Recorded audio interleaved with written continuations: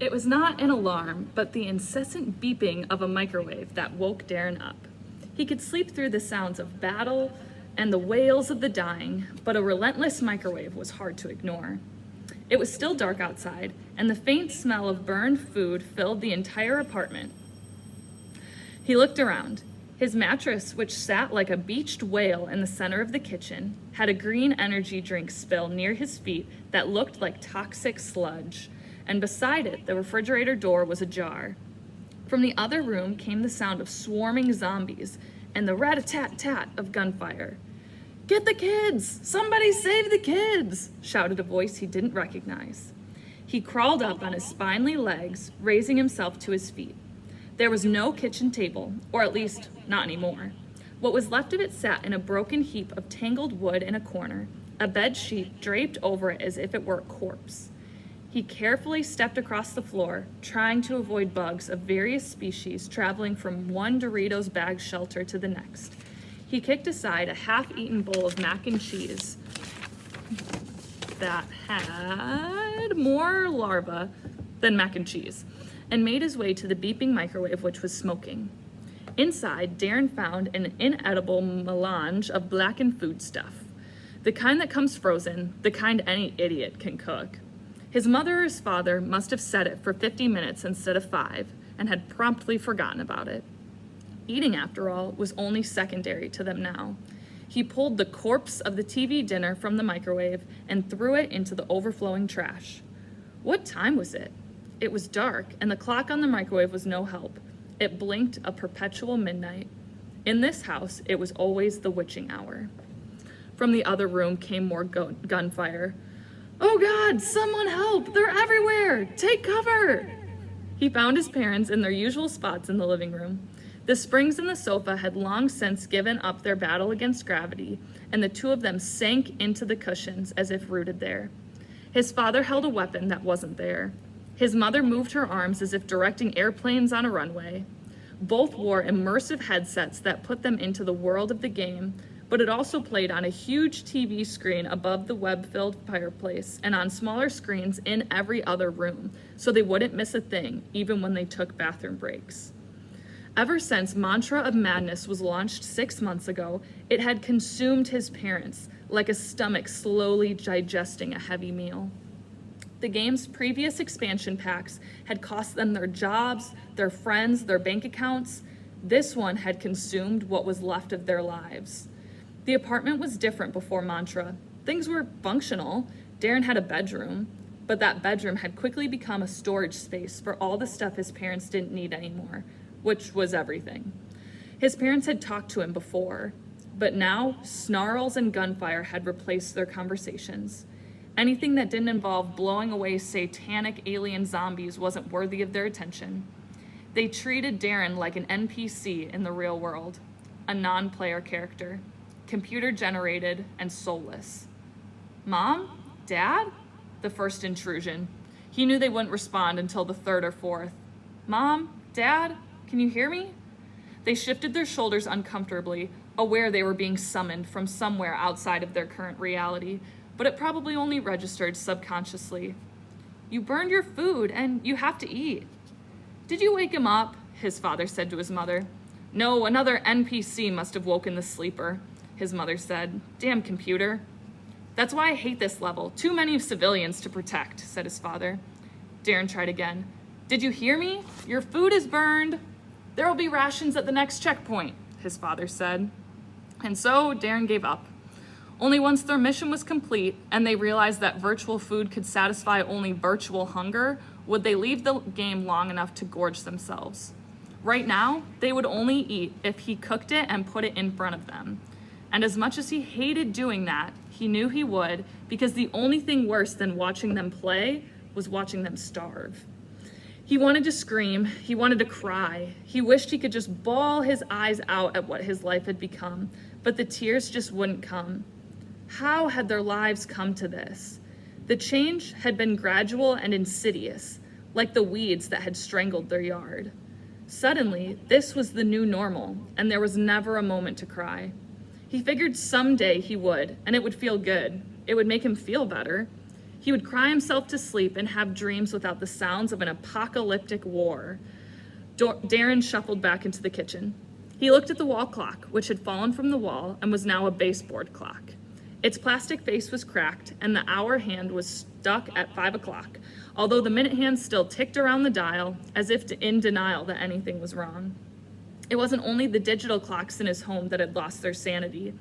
He considered putting the broken clock back up on the wall, but then considered the rest of the mess and realized that any cleaning he could do would just be large quantities of zero.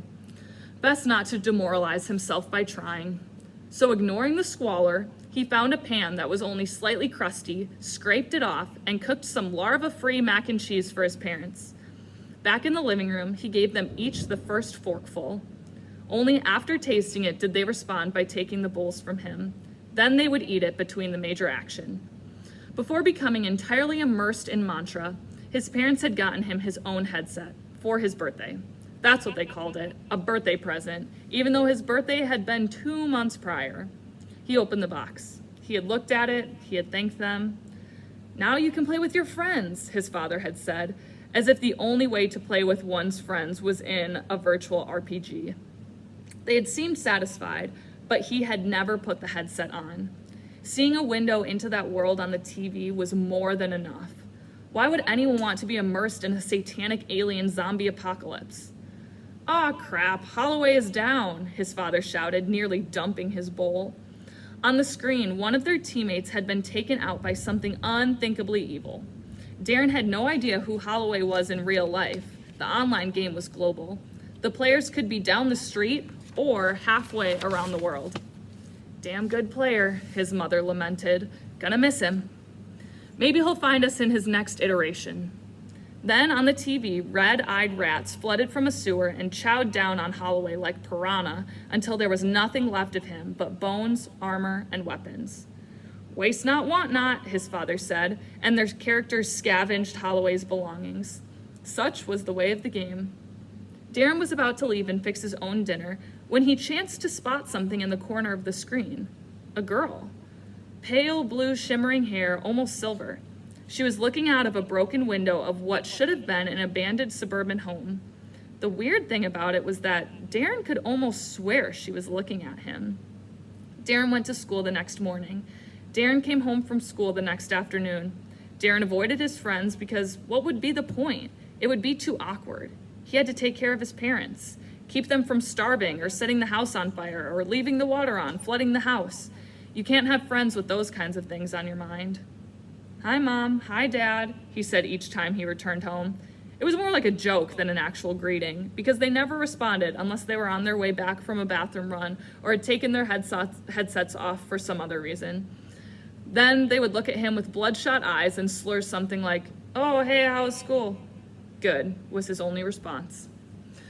On the TV was a long city avenue of high-rise apartment buildings, a different landscape from yesterday. Some skyscrapers had toppled, others were leaning into one another. His parents had split off from their team, or the rest of the team had died. They now walked down the street precariously because death and dismemberment could be around any corner. And from distant places, civilians wailed for help, or just wailed, "Oh God, let it end! Please, please don't eat my baby!" All part of the ambiance. But then, as Darren watched the scene, he saw her again, the silver girl. How could she be in two different places, different landscapes? This time, she was peering out from behind a pillar, and she was beckoning to him. She wore a glistening gown that was tattered and shredded like everything else in that world. "Mom, Dad, do you see that?" "Keep your wits about you," his father said to his mother. "We could be watching into an SAZ ambush." "The girl, do you see her? There on the left with the silver bluish hair." "Huh? What? Just an NPC. Stop distracting me." But still, she beckoned. So Darren did something he never dared to do before. He put on his headset and turned it on. The effect was instantaneous.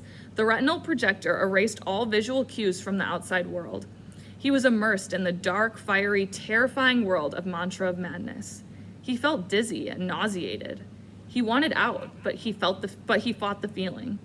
When he turned, he saw his parents. He had seen their avatars before, but had never really paid attention. Now, in 3 dimensions, they were impressive. They looked like his parents, and yet not. His mother had larger breasts, a slimmer waist, and her hair, which had gotten tatty and mousy, now bounced like a model's. His father looked like a steroid-injected bodybuilder version of himself. "Well, look who decided finally to join the party," his father said proudly. "About time you checked out the character we made for you. I've been leveling him up for you when you were finally ready to play." "Stay behind us," his mother told him. "This place can be dangerous. We'll protect you." It was the first time they had actually noticed him for weeks. He looked around. The girl was still there. She had moved to a different pillar further away, but she was still beckoning to him.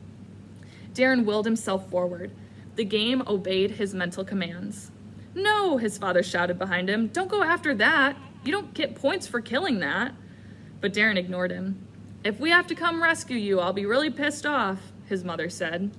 He rounded the corner to see the torn fringes of her gown slipping into a dark doorway. He followed. The doorway opened on a set of emergency stairs that led up and up and up until finally he emerged on the top floor of a skyscraper. The view was startling. All around him, a city was on fire.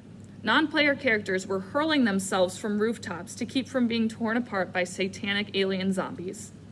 The girl stood at the edge, but there were no creatures on this roof, and she didn't look like she was jumping. She smiled at him. "You came. I knew you would come. Who are you?" "That doesn't matter. What matters is that you're finally here." She moved closer. He reached out to touch her face. Even though he knew she was just a projection on his retina, he could swear he could feel her skin. So soft, so warm. "This is a horrible place," she said, a tear dripping down her cheek. "You can see that, can't you?" "Yes." "That's why I need you to save me." Darren laughed. He was amazed they put this amount of programming into an NPC. Unless, of course, she was the kind of NPC around whom the plot turned, not just an extra, but a principal in the story. How ironic if he came across a key element of the game that his parents had missed. "Save you how?" he asked, ready to play along. She didn't answer him right away. Instead, she leaned close and kissed him. He knew it was virtual. He knew it couldn't be happening, but it didn't stop him from reacting as if it were real, and he wanted more. "I'll tell you a secret," she whispered in his ear, and he could feel her breath as she did. "Your mind wants to tell you that this is pretend, but you don't have to listen. And when you stop listening, that's when it really gets fun." And what she did to him next, he knew it wasn't happening anywhere else but in his head, but that didn't matter, because it was far more real than anything that had ever happened to him in his life. He was hooked, but in a very different way from his parents. Day after day, he would enter the game, leave his parents to fight monsters, and run off to find the silver girl. He would even kill monsters himself if he had to, but only to protect her. He had to admit, though, that the most satisfying thing was killing off other player characters. They would see him there in his armor and with his laser cannon. They would think he was an ally, but then he would turn on them with a blast to the head. He would watch their digital brains explode and splatter the scenery. Their avatars would go down, and the rats would come. He wouldn't even take their belongings. He wasn't there to scavenge. His victory was in their fall. It could have gone on like that if the Silver Girl, whose name he still did not know, hadn't stopped it. "They come back," she told him. "You can kill them, but they always come back. And every time they do, the game creates 100 new monsters to kill those of us who can't get out." Then, around a smoky corner of Armageddon, 2 players came. Darren recognized them right away. "What the heck are you doing?" his father shouted at him. "Are you still wasting time with that NPC?" "So what?" said his mother. "He's not in the way, and he's enjoying the game. Leave him alone."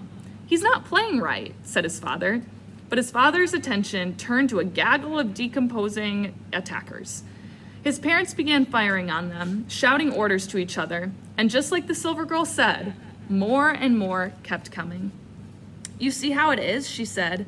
Darren looked at her again. Her eyes were now as bright silver blue as her hair. There was an intensity in her that he could only guess at. He wanted some of that intensity for himself. He craved it. He'd do anything for it. "Save me," she said, as she had on that first day. "You know what you have to do." Yes, he did know. When he removed the headset, it took a few moments to adjust to the real world. His parents were sitting there, immersed in their battle. He was almost startled to see how scrawny and malnourished they were. Without him feeding them, had they eaten at all? He found what he was looking for in the kitchen and returned to the living room. He began with his father, figuring he might put up the biggest fight. But he didn't even gasp as the carving knife slipped between his ribs and into his heart. Neither of them saw it coming. How could they, when they were more interested in the zombie attack? A minute later, the zombies killed his parents' unmanned avatars and they were devoured by rats. But at least these players would not be returning to the game. Darren reached for his headset, ready to return to the girl, but her voice called out from the TV, "No!" He turned to see the silver girl peering out at him from the TV screen. She was only pixels now. He touched the screen but couldn't get through to her. This wouldn't do. He longed for her to be injected right into his optic nerves. Why couldn't he? Why would she say no? "They're not the only ones," she told him. "As long as there are still player characters, I won't be safe." "And when they're all gone?" Darren asked. "Then it's just you and me." He touched his fingers to the surface of the screen, and she raised her fingers to touch his. He could almost feel her fingertips, almost. He looked at the headset in his other hand. If he put it on, he knew she would run from him. He'd spent a lifetime searching for her in that world. The only way to get her back was to take on this mission. He dropped the headset to the bloody floor. There was work to do. The night was chilly, so Darren put on a jacket. He could hear the reports of machine guns, laser fire, and commands being shouted in more than one home on his street. Those noises he knew would lead him to where he needed to go. Not just tonight, but tomorrow and all the days beyond. Funny how his knife, still dripping blood, was a far more effective weapon than a laser cannon. "Please, for the love of God, don't hurt us! Someone, anyone, help us!" Tonight, in Darren's world, he'd be racking up the points. And in the Silver Girl's world, the rats would be feasting.